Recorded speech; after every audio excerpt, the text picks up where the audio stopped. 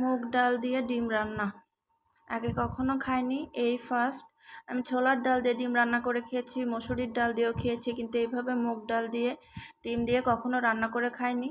বিষয়টা হাস্যকর জানি অনেকের কাছে লাগবে, তবে আমার হচ্ছে পাগলা মন, ওই যে যখন যেটা মন চায় তখন সেটাই আমার খেতে হয়, বা যখন যেটা করতে ইচ্ছা করে তখনই সেটা করি।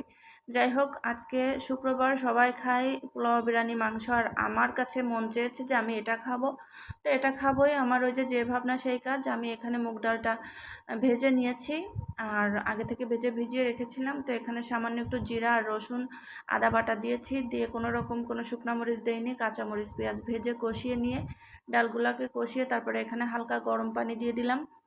আর গরম পানি দেওয়ার পরে আমি সেদ্ধ হওয়া পর্যন্ত একদম মিডিয়াম টু লোয়ে রেখে কিন্তু ডালটা সেদ্ধ করে নিয়েছি। আর এখানে 2 টুকরা দারুচিনি আর একটা এলাচ দিয়েছিলাম।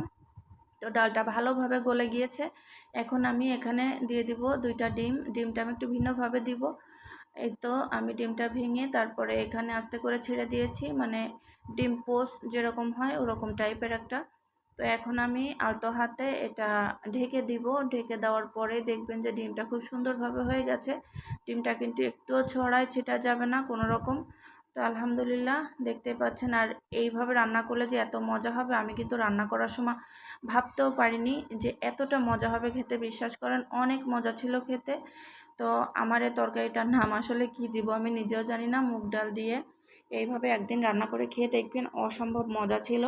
আর এখানেও কিন্তু আমি কোনো রকম শুকনো মরিচের গুঁড়া ইউজ করি নাই, শুধুমাত্র কাঁচামরিচ দিয়েই রান্না করেছি একটু সাদা করে। তো সবাই ভালো থাকবেন, আমাদের জন্য দোয়া করবেন।